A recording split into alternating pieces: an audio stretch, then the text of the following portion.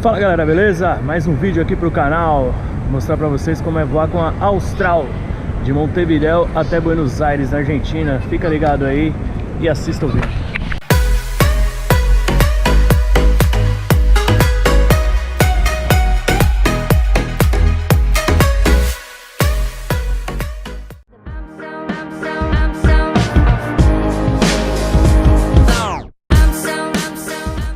O aeroporto de Montevidéu foi inaugurado em 1947, mas ele foi modernizado muito recentemente, cheira até novo e é muito bonito, arquitetonicamente falando.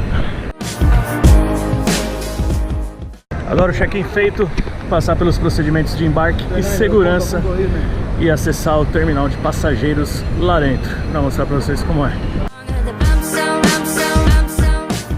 Check-in feito, vamos ver agora como que é o touch free do aeroporto de Montevidéu.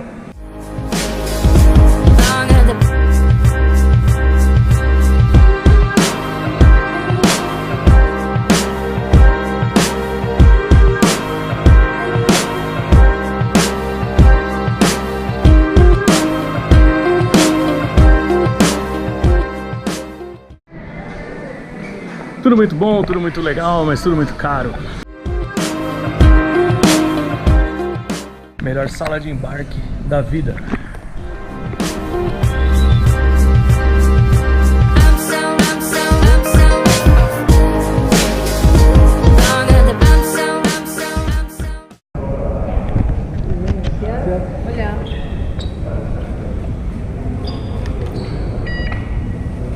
Graças. Bora embarcar?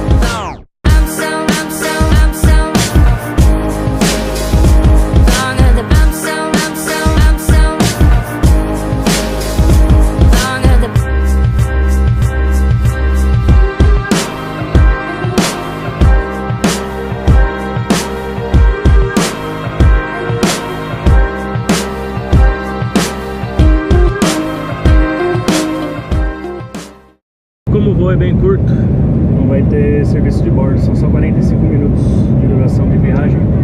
Tem um sistema de entretenimento de bordo aí, mas funciona que é uma porcaria.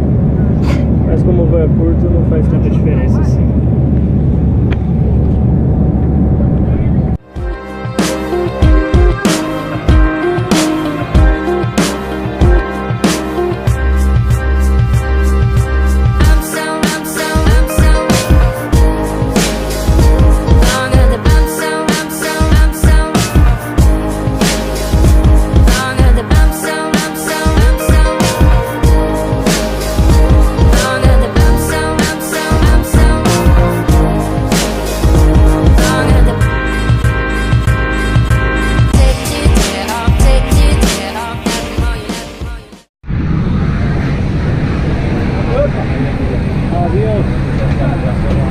Gracias.